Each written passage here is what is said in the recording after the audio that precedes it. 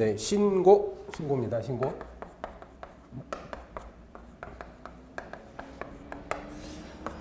신고에 의의가 있는데 우리가 여러 번 이제 행정법 시간에 배우셨을 거예요. 이건 자체 완성적 신고가 있고 그리고 행위 요건적 신고가 있더라. 요것은 신고서를 행정청에 제출을 하게 되면 즉 도달이죠. 그러면 법적인 신고 의무를 다 한 것으로 봅니다. 신고 의무를 완료한 것으로 본다. 따라서 이것을 만약에 수리를 거부한다 하더라도 이것은 거부 처분이 아니라는 얘기죠. 상대방은 행정쟁송으로 다툴 수가 없습니다. 근데 이것은 요건이다 이거지. 네, 수리가 요건이라는 거야.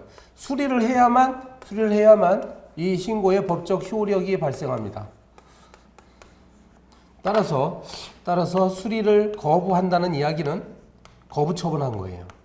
이건 처분이고 따라서 상대방은 행정쟁송으로 다툴 수가 있는 것이죠.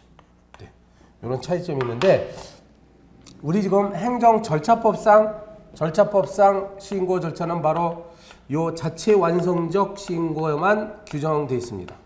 행정 절차법상 이제 이런 내용을 써주면 되는 것이에요.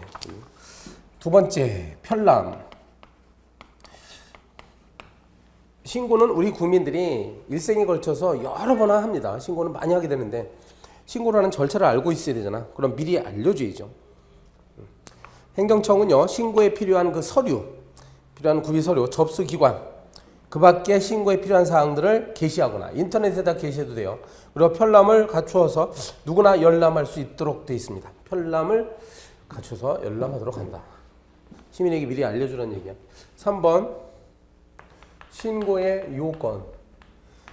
자체 완성 신고는 도달시키기만 하면 된다고 하지만 오해해서는 안 되는 것이 무조건 아무렇게나 작성해서 신고서를 그럼 제출을 하면 되겠습니까? 안 되죠.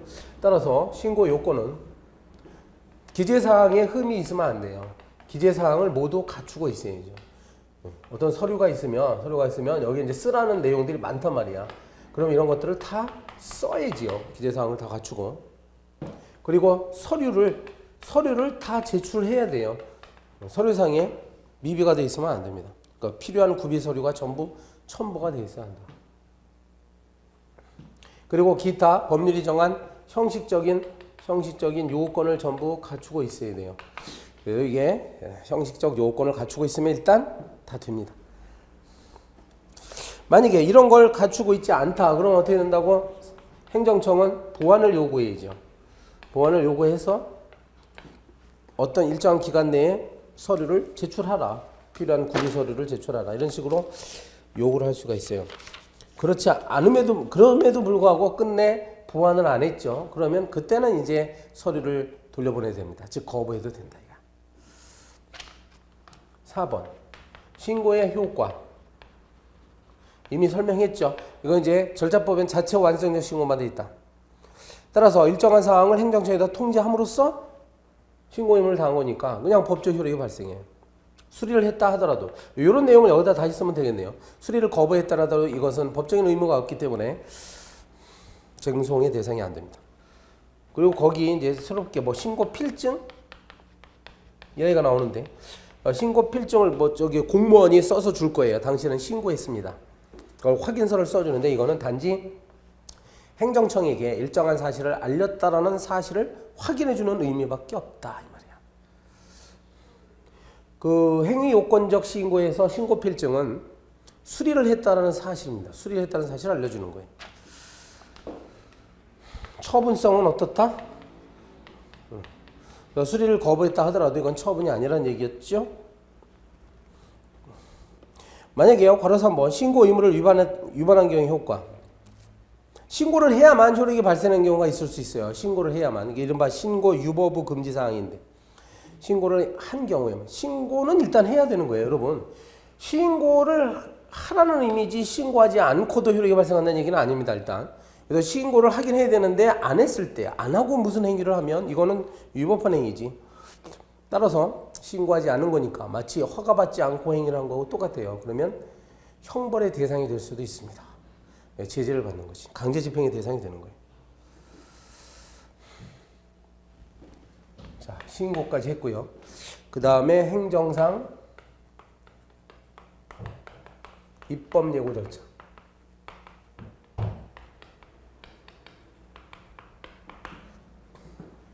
자, 여기서 요 제목이요. 행정상이란 말 이렇게 썼지요. 왜 쓰느냐? 우리가 입법 예고 절차가 사실은 국회에도 있어요. 국회법, 여러분. 국회법에도요. 네, 국회법에도 이른바 입법 예고 절차가 있습니다. 이건 뭘까요? 국회에서 말하는 이 법은 바로 법률을 얘기하는 거예요. 법률을. 국회가 법률을 이제 만들 때 미리 국민들에게 미리 알린다 이런 의미가 있어. 그러면 행정에서 말하는 입법은 뭐냐? 이거 바로 행정입법이지. 대통령령, 부령, 총리령 이런 게 행정입법이에요. 그럴 때 미리 알려주라. 자, 1번에 의. 네, 행정상 입법 예고를 하면 행정부가 국민의 일상생활과 밀접하게 관련되는 법령, 이게 행정입법이에요. 이거를 미리 국민들에게 알림으로써 국민의 의견을 반영한다. 국민의 의견을 반영하기 위한 그런 제도를 말합니다. 자, 적용 범위. 이미 말씀드렸는데, 자, 따라서 법률은 아니에요. 법률은 아니고 뭐라고? 행정입법이라고 해야 됩니다. 대통령령, 부령, 총리령 이런 행정입법이고, 자, 이것을 어떻게 하느냐? 제정하거나 개정하거나 폐지할 때 문제가 됩니다. 제정은 처음 만드는 것이고 한번 만들어졌던 걸 고치는 게 개정이고 그리고 없애버리는 게 폐지죠. 여러분 조심해야 돼요. 이게 폐지라는 것도 요것만 생각하기 쉬운데 폐지할 때도 입법 예고해야 됩니다. 법을 없애버릴 때도 국민들로부터 이제 의견 들어야 돼요. 국민들이 그러면 와 그걸 왜 없애느냐 필요한 법이다 이렇게 얘기할 수도 있지. 다만 뭐 생략할 수도 있죠. 여기 보면 이게 1번, 2번 보면 이제 생략한 사유가 또 있습니다. 입법 예고를 하지 않아도 되는 경우에. 그래서 이것도요 긴급을 요한다. 그러니까 미리 국민에게 일일이 알리지 않고 빨리 시행을 해야 되는 경우가 있을 수 있어요. 긴급을 요하는 경우. 그리고 상위 법령을 단순히 집행하는 경우. 그럼 이미 국민들은 요 상위 법령이 만들어질 때 이미 의견을 제출했으니까 이건 어차피 그대로 기계적으로 집행하는 거니까 여기에 대해서 의견을 청취할 필요가 없다는 얘기예요. 그리고 국민의 일상생활과 별로 관련이 없는 경우 그럼 국민들이 뭐 의견도 안 내겠죠.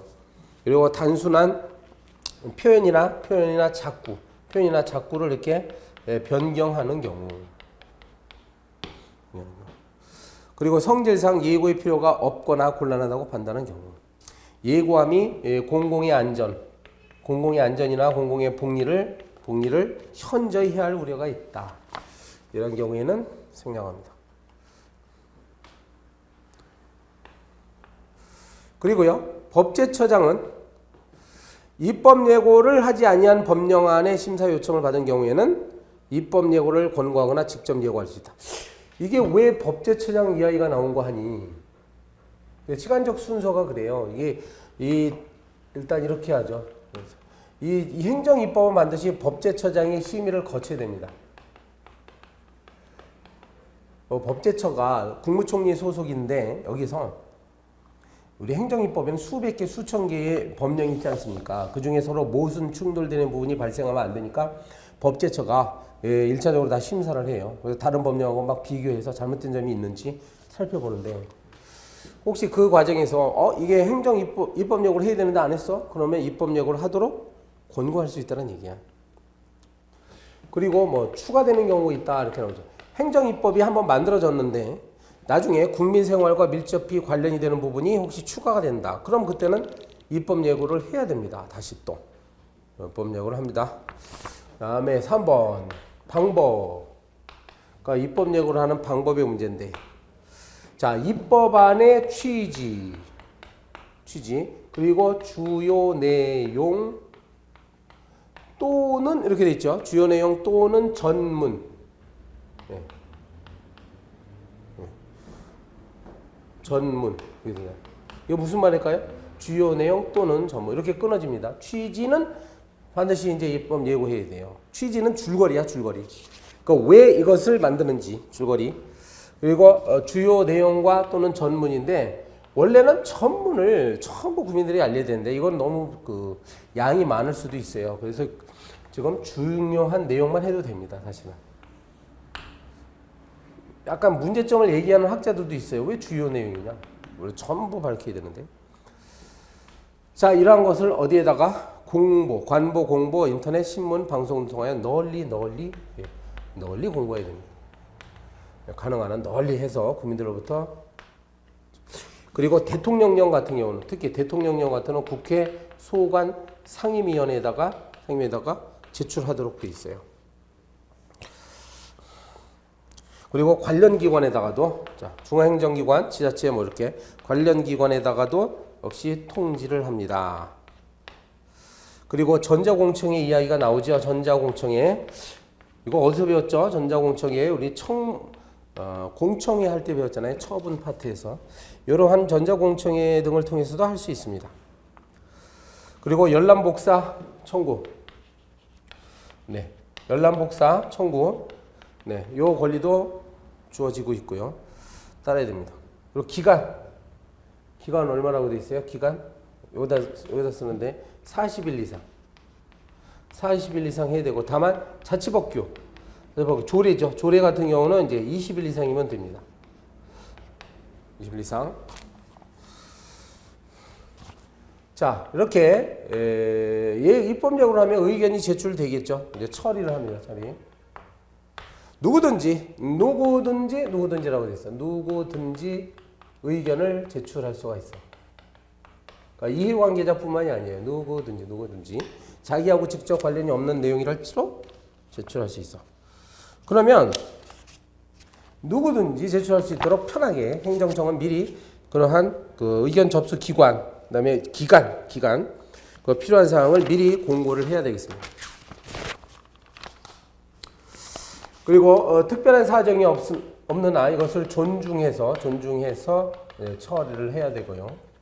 그 다음에 의견 제출을 한 사람에게는 처리 결과를 또 통지를 해야 됩니다. 일일이 의견 제출한 사람이 선생님이 제출한 의견에 대해서 검토한 결과 이러이러해서 채택하기 어렵습니다. 이런 식으로 통지를 해줘야 된다. 5번에 공청회가 나왔어요. 네. 이게 지금 행정 입법 예고할 때 공청회 절차를 밟을 수도 있습니다. 그렇죠? 이거는 지금 의견 제출은 개인적으로 의견 제출 받는 거예요. 우편이나 이런 것으로. 우편이나 홈페이지를 통해서 의견 제출 받는 건데, 아예 아주 거창하게 공청회를 한번 열으면 어떠냐, 이 공청회. 그럼 많은 사람들이 한 자리에 모여서 이제 토론도 할 수가 있지. 적극적으로 의견 청취하는 방법 중에 하나가 공청회였다. 근데 이러한 입법력으로 거치지 않고 하면 어떻게 되느냐. 입법력으로 거치지 않고 했을 때 이거는 효력이 어떻게 되느냐 문제점이 있죠. 약간 밑에 판례는 그것만으로는 무효라고 볼 수 없다. 뭐 이런 판례가 있긴 있습니다. 자, 6번 행정 예고 절차.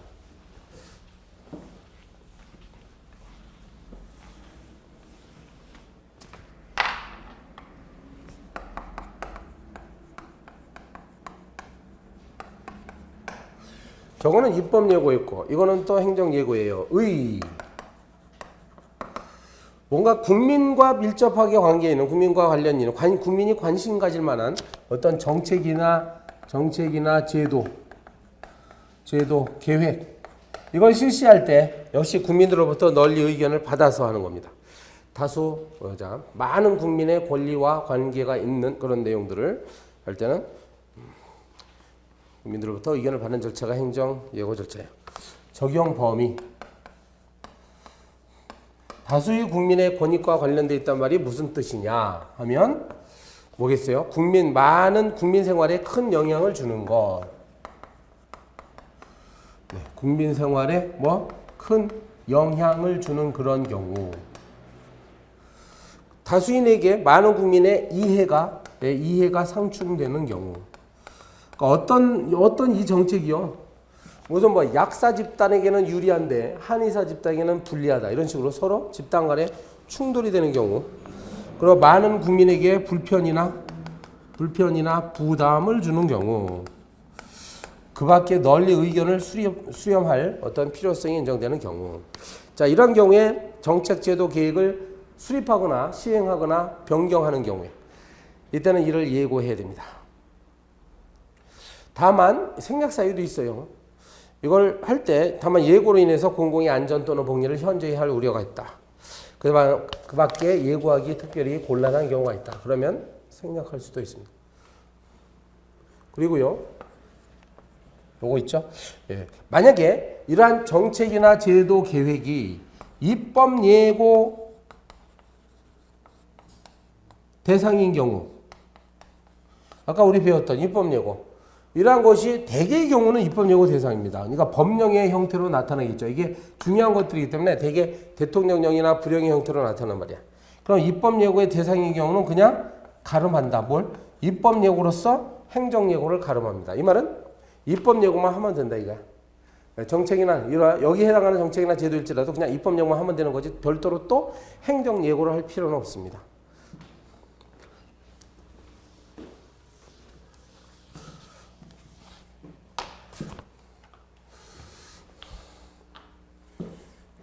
자, 3번 방법 절차 이런 말이 나옵니다. 방법 절차. 예고 기간은 20일 이상. 아까 그 입법 예고는 40일 어쩌고 나왔지? 40일에 자치법규는 20일인데 요거는 그냥 20일 이상이에요. 그리고 행정청은 이런 통계를 작성해서 널리 공고하도록 되어 있습니다. 그리고 기타 방법, 의견 제출 처리, 공청회, 전자공청에 대해서는 아까 입법 예고에 나왔던 그런 내용들을 준용합니다.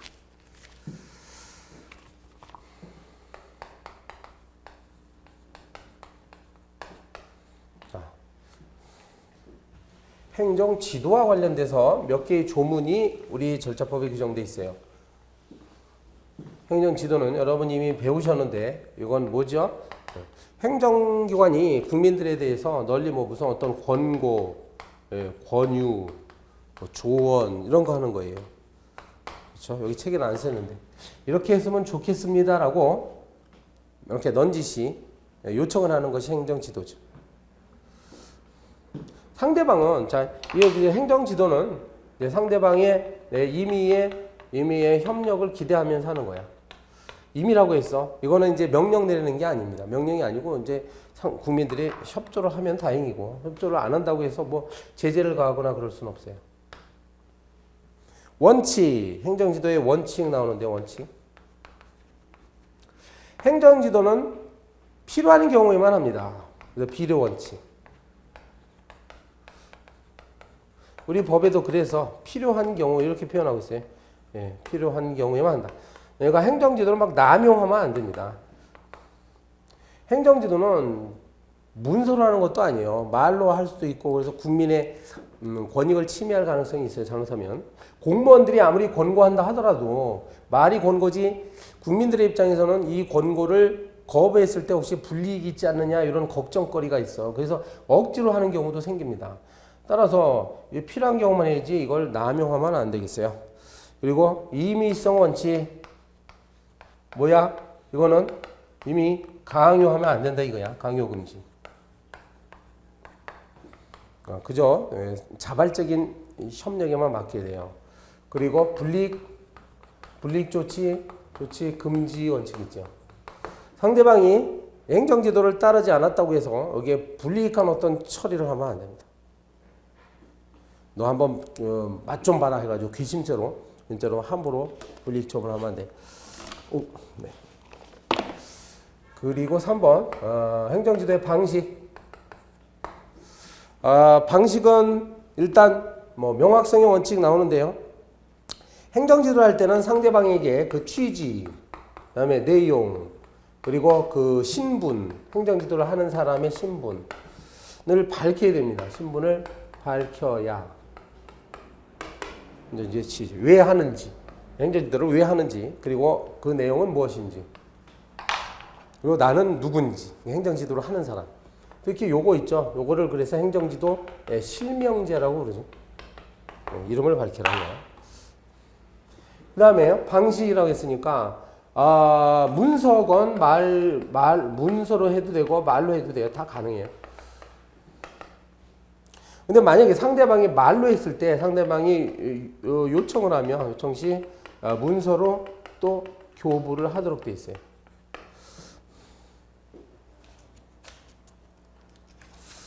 네, 다음 페이지에 가면 의견 제출 나오는데요. 의견 제출.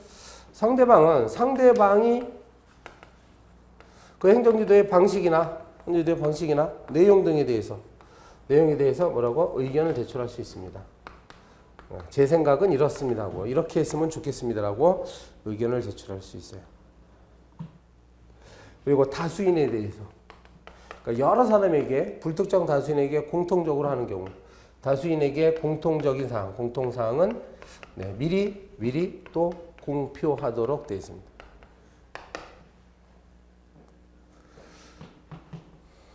지금 행정지도가 만약에 문제로 나오면 어느 하나 빠지면 안 됩니다. 왜냐하면 이거는 절차법에 규정되어 있는 내용이고 그대로 써야 돼요. 그대로. 그리고 8번 해가지고 국민참여의 확대라고 되어 있죠. 제목이. 요거는 이제 최근에 신설된 내용이에요. 한번 보시면 행정청은 행정과정에 국민의 참여를 확대하기 위해서 다양한 참여 방법과 협력의 기회를 제공하도록 노력해야 한다. 좋은 말이지. 그래서 먼저 선언적인 의미에서 이런 규정을 뒀습니다. 가능한 한 국민들의 참여의 기회를 확대해야 되는 건 너무 당연합니다. 그래서 이러한 노력을 더 가열층하자라는 의미에서 요 52조를 집어넣었어요. 그 다음에 전자적 정책 토론 나오는데요. 전자적 정책 토론. 우리가 이제 그 IT 기술이 많이 발달했잖아요. 그래서 토론을 그동안에는 보면 회의장 같은 데서 국제회의장 같은 데서 했는데 그러지 말고 정보통신망을 이용해서 그럼 누구든지 쉽게 의견을 제출할 수 있고 토론할 수도 있지. 정보통신망을 이용한 정책 토론을 실시할 수 있습니다. 그리고 행정청은 이러한 정책 토론을 위해서 과제별로 한시적인 토론 패널을 구성한다. 패널은 발표자예요. 발표자. 주제 발표자. 발표자를 구성해서 해당 토론에 참여시킬 수 있습니다. 그리고 이러한 발표자, 패널을 구성할 때는 공정하고 객관성이 확보될 수 있도록 해야 되겠지. 행정청은 정책 토론이 공정하게 운영되도록 필요한 조치를 또 취할 수가 있겠습니다. 자, 그렇죠. 그다음에 보칭 몇 가지가 있는데 비용의 부담. 비용은 누가 부담하느냐? 여러분 행정청이 부담하는 거예요.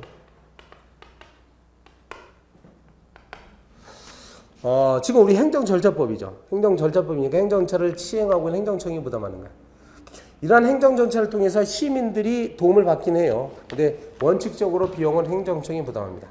다만 당사자당이 자기를 위하여 스스로 지출한 비용, 자기를 위하여 교통비 같은 거, 자기가 공청회장에 참석하기 위해서 자기가 버스를 타고 갔다. 그러면 자기를 위해서 지출한 것으로 보고 이런 것까지는 행정청이 지급하지 않습니다. 요 비용과 관련해 가지고 여러분 비용의 이야기가 몇 군데 안 나오는데 이 정보공개 청구할 때요. 나중에 우리가 배웁니다. 정보공개법에 따른 정보공개 청구를 할 때는 청구인이 부담하는 거예요. 네, 부담합니다. 여기 실비의 범위 내에서. 저 복사비용, 우편요금.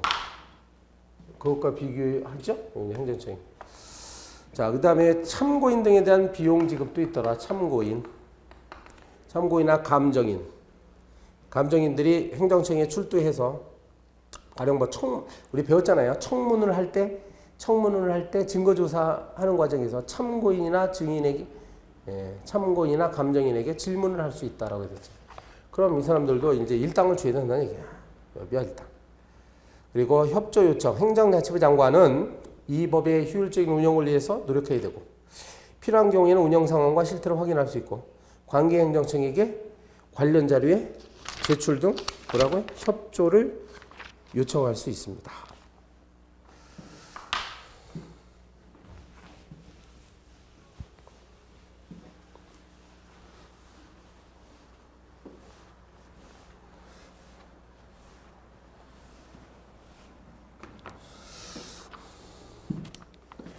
네, 제4절 행정 예, 몇 페이지입니까? 47페이지에 행정 절차의 하자라고 되어 있는데 하자. 무슨 뜻일까요? 행정 절차의 하자의 의. 우리가 지금까지 많은 행정 절차의 내용을 배웠어. 여러분 생각나십니까? 행정 절차법에 어떤 것도 있어요. 의견 청취 절차가 대표적이겠지. 상대방한테 불이익한 처분할 때는 청문, 공청회, 의견 제출 절차를 밟아야 돼요. 그리고 모든 처분할 때는 이유 제시를 해야 되고, 그리고 불이익한 처분할 때는 뭐 침입 사전 통지를 해야 되고, 개별법에 따르면 가령 주민들로부터 의견을 청취하는 절차도 있습니다. 어떤 경우는 지방의회의 동의를 얻어야 되는 절차도 있고, 이러한 절차들이 굉장히 많아요. 이러한 절차에 흠이 있을 때 우리는 절차상 하자라고 합니다. 그러니까 절차를 제대로 밟지 않았다는 얘기예요. 그렇게 설명하면 되죠. 필요적인 그런 어떤 절차를 밟지 않았을 때 우리는 절차상 하자가 있더라 이 말이에요. 근데 이제 문제는 지금 왜 이걸 논하고 있느냐. 어떤 처분을 하는데 절차를 밟아야 되거든요. 근데 절차상 하자가 있는 상태에서 예를 들어서 뭐 사전 통지를 하지 않았어. 예. 그다음에 이유 제시를 하지 않았어. 이런 상태에서 하자가 있는데 이런 상태에서 처분을 했다고 합시다. 가령 영업정지 처분 2개월 이렇게 했어요. 그러면 요 처분은 어떻게 되느냐? 효력이 문제가 되는 것이에요. 과연 효력이 있느냐, 무효냐, 이 문제가 굉장히 논란이 되죠. 현재는 우리가 이 처분이라는 것이 처분의 요건은요, 완벽하게 처분의 요건을 갖추기 위해서는 두 가지가 있더라. 네, 실체적 요건도 갖춰야 되고, 그리고 절차적 요건도 갖춰야 됩니다. 예를 들어 보면 이거 있죠. 어떤 법이 A라는 행위에 대해서는 영업정지 처분 만약에 2개월이다. 근데 여기에 만약 이 사람이 A라는 행위를 했던 것이야. 저 A라는 행위를 해서 처분을 했는데 영업정지 처분은 2개월 나왔어. 그럼 이거는요, 이 법이 정한 실체적 요건을 갖추었다고 표현하는 거야. 그러니까 법이 이 정지 2개월 하는데 실제로도 정지 2개월 했어. 만약에 실제로 2개월이 아니라 가령 5개월이라는 거야. 만약에 영업정지 5개월에 대해서 A라는 행위에 대해서 한도가 2개월인데, 그럼 이거는 실체적으로 요건을 갖추지 못한 위법적인 행위가 되는 거예요. 이 처분은. 아시겠습니까? 그런데 다행스럽게도 이렇게 2개월 이렇게 되면 일단 실체적 요건은 갖춘 거야. 오케이. 그지? 갖춘 거예요.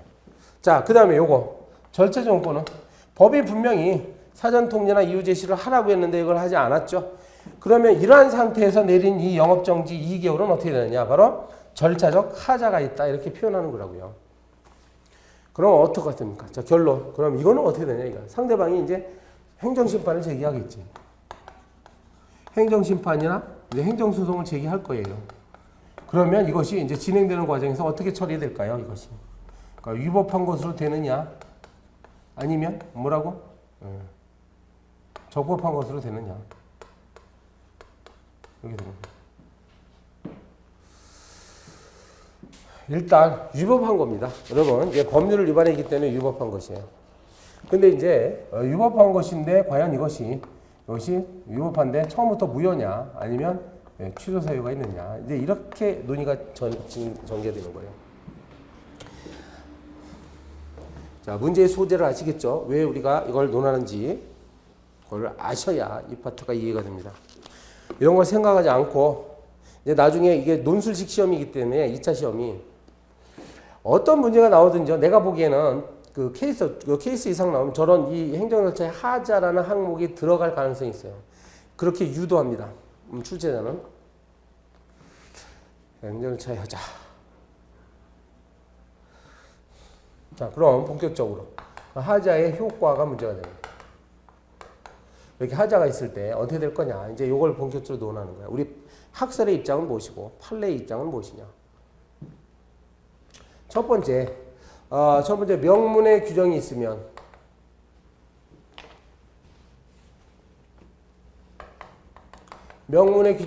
어떻다고? 그 규정대로 따릅니다. 이렇게 쓰면 돼요. 그러니까 규정이 있으면 법령의 규정대로 하면 되지. 당연하죠. 예를 들어서 국가공무원법에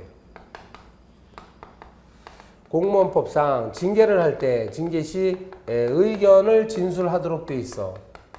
만약에 의견을 진술받지 않은 상태에서 징계를 하죠. 그럼 이 경우는 그 징계 처분은 무효로 한다. 이렇게 돼 있어.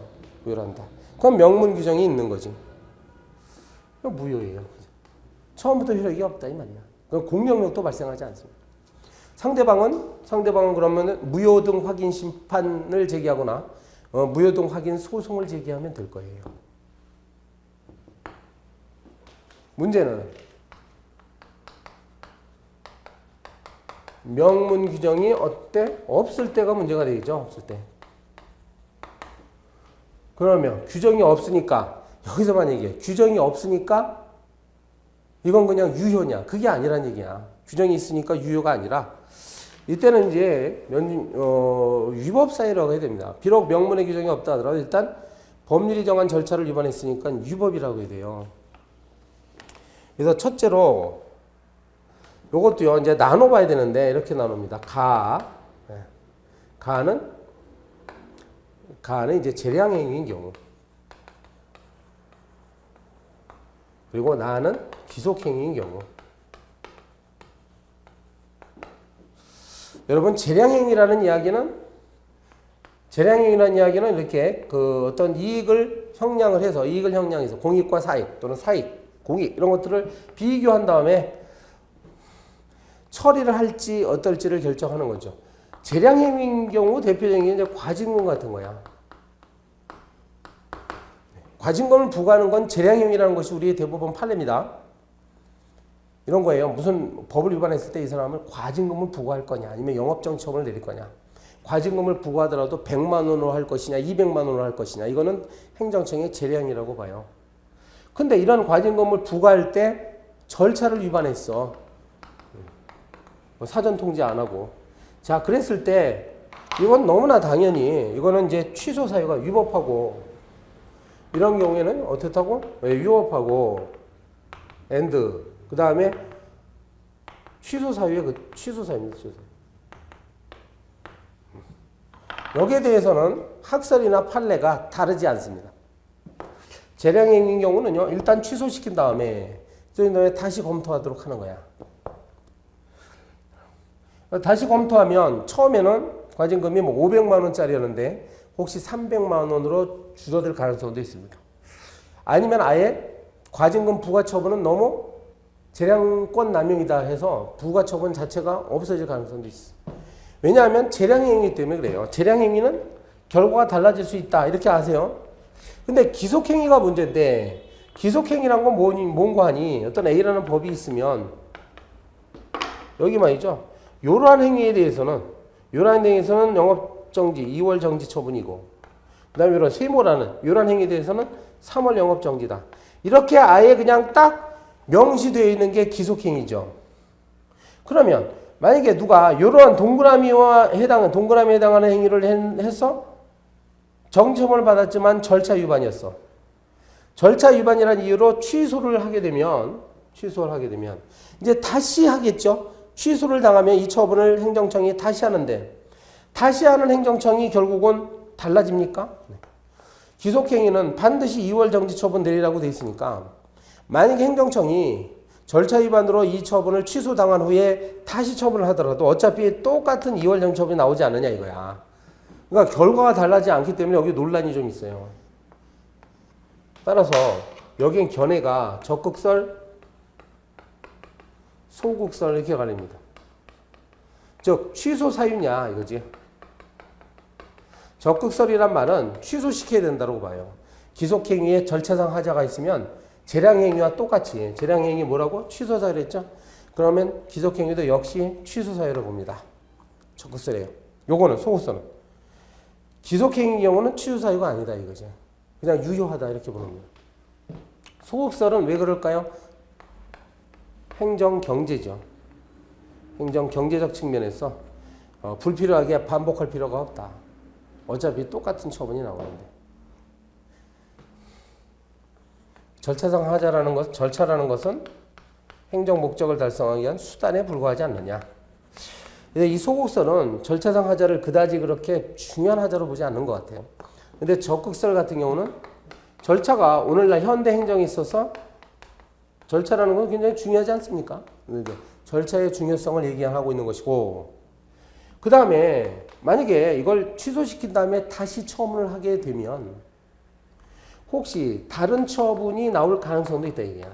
다른 처분의 가능성.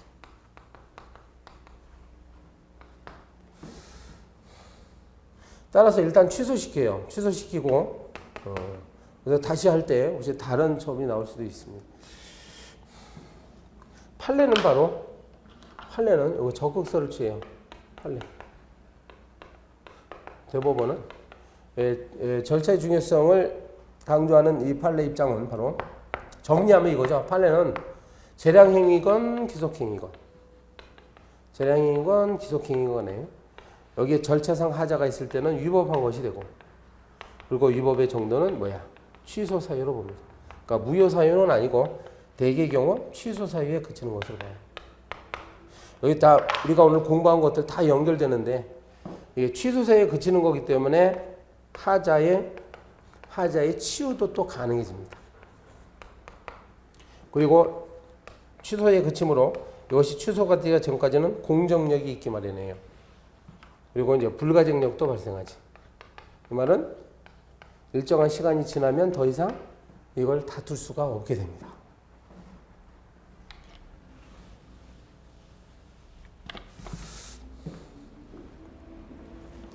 판례를 한번 볼까요? 판례에 보면 48페이지 맨 아래에 보충학습, 판례학습에서 필요적 기재사항 중에 일부가 누락된 납세고지서가 있어. 그럼 이것은 이러한 납세고지서에 의한 지방세 부과처분은 위법하다는 겁니다. 위법하고, 오른쪽 페이지에 보면 학교 위생정화구역 내에서 금지시설, 금지행위 또는 시설을 해제하는데 뭐 당구장이나 유흥주점 이런 거. 자, 이럴 때 전문가나, 밑줄 친 부분이면 전문가 내지 이해관계인의 의견과 주민의 의사를 행정청의 의사결정에 반영해야 되는데 이러한 절차를 밟지 않았어. 예. 주민들로부터 의견을 듣지 않았어. 이거는 민주적 의사결정을 도출하고 행정처분의 공정성과 투명성을 확보하려는 목적을 위반한 거예요. 따라서 위법합니다. 위법하고 그 위법의 정도는 우리 판례가 맨 끝에 취소 사유가 된다라고 돼 있지. 네, 이런 식으로 취소 사유로 봅니다. 그리고 밑에 법무부 장관이 일방적 명령에 의해서 변호사 업무를 정지시킨다. 이런 것은 청문회 기회를 밟지 않았기 때문에 역시 적법 절차 위반으로서 취소 사유로 봅니다. 그리고 밑에 괄호 2번 위법성의 정도는 뭐라고요? 무효냐 취소 사유냐 이게 문제인데 우리 판례는 대개의 경우 행정 절차상의 하자는 취소 사유로 봅니다. 자, 그 다음에요. 여기 보시는데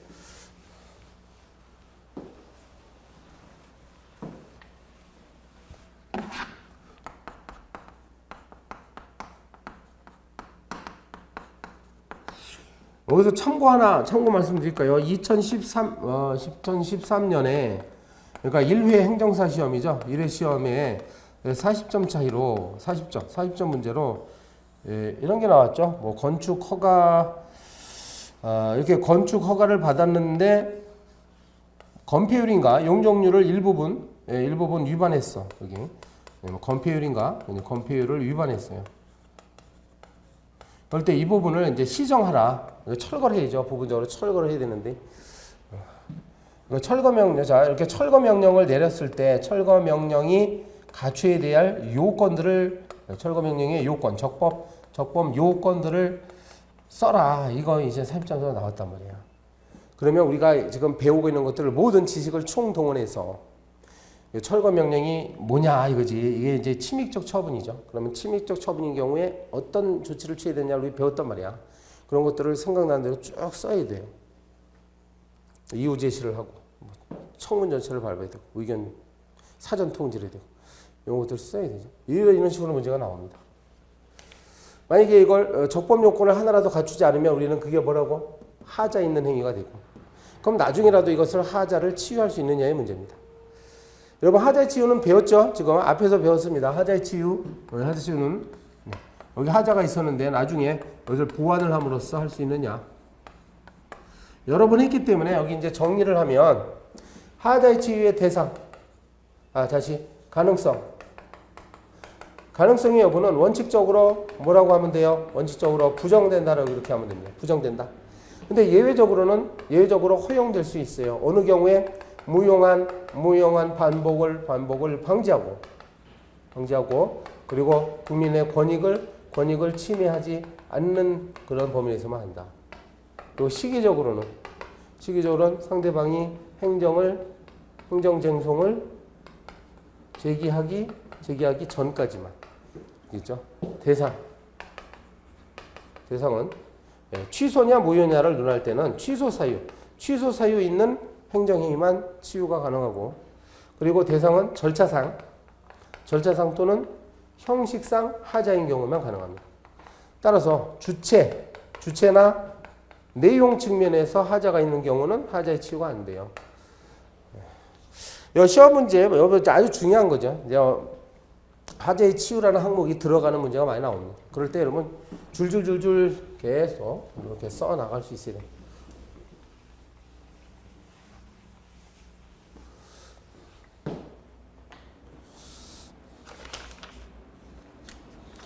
지금 51페이지 위에까지 한 거예요. 51페이지 위에까지 했고요. 이제 마지막 부분이 뭐가 남았습니까? 51페이지에 첫 번째 보면 절차상 하자와 취소 판결의 기속력 이렇게 나와. 우리가 아직 판결의 효력은 아직이 아니라 여러분 이제 행정법 시간에 배웠어요. 판결의 효력이 하나로서 기속력. 무슨 뜻이죠? 기속력. 자, 행정청을 상대로 소송을 제기했더니 승소 판결이 났습니다. 승소한 얘기는 인용 판결을 났다는 거야, 인용 판결. 그리고 인용 판결이라는 얘기는 뭘까? 처분이 위법하다라는 결정을 법원이 내렸다는 얘기죠. 처분이 위법하다. 그러면 여기에 이제 이 앞쪽에서 어떤 처분이 있었는데 이 처분이 위법하다는 거니까. 자, 인용 판결을 났으면 행정청은 더 이상 이 처분을 어때요? 반복하면 안 되는 거지요. 그지? 이렇게 되면 기속력에 반한다 이렇게 표현해요. 판결의 기속력이란 행정청 또는 관계행정청은 인용 판결의 내용을 따라야 한다. 이게 기속력이야. 반복하지 않아. 아시겠죠? 일단 기속력. 자, 여기서는 지금 하자 문제인데요. 절차상 하자. 만약에 이 처분이 혹시 절차상 하자가 있어서 절차상 하자를 이유로 인용 판결이 났다고 합시다. 그렇죠? 인용 판결이 났다. 그러면 우리 판례 입장은요. 요 절차상 하자를 보완한 다음에 다시 동일한 처분을 하더라도 어떻다? 이것이 기속력에 반하진 않는다 이 말입니다. 네. 기속력 위반이 아닌. 아까는 원래 기속력은 동일한 처분을 하면 안 된다고 했죠. 그런데 하자가 절차적 부분에만 있을 때는 우리 대법원 판례에 따르면 절차상 하자를 보완하기만 한다면 과거에 했던 이 처분과 동일한 처분을 하더라도 그 처분이 판결에 기속력을 위반한 것은 아니다. 즉 적법한 것이란 얘기예요. 하자가 없는 처분이란 얘기예요. 그런 입장이에요. 절차상 하자이기 때문에 그렇습니다. 만약 주체상 하자나 내용상 하자인 경우는 동일한 처분을 하면 안 됩니다. 그럼 기속력에 반해요. 그 다음에 2번에 보시면 절차상 하자와 국가배상 문제가 나오죠. 실체상 하자인 경우는 당연히 국가배상 나올 텐데 절차상 하자가 있을 때 상대방은 국가배상 청구할 수 있을까요? 이 경우는 그냥 일반론에 비춰서 얘기하면 됩니다. 우리가 국가배상법이 정한 요건을 비교해 봐서 그러니까 우리 판례 입장은요. 맨 아래 나오듯이 절차 진행 과정, 상대방 위반 행위 내용, 처분의 내용 등을 종합적으로 고려해서 판단한다. 이 말은 국가배상 청구를 인정할 수도 있고 할 수 없을 수도 있다. 이 말이죠. 뭐 크게 중요한 건 아닙니다. 자, 이렇게 해서 이제 우리가 첫 주 공부를 마쳤습니다. 5시간에 걸쳐서 제 1장을 전부 끝냈어요. 행정 절차 일반론이었습니다. 그러면 이제 제 2장은 다음 주에 개별 법률로 들어갑니다. 개인정보보호법부터. 오늘 고생 많으셨습니다.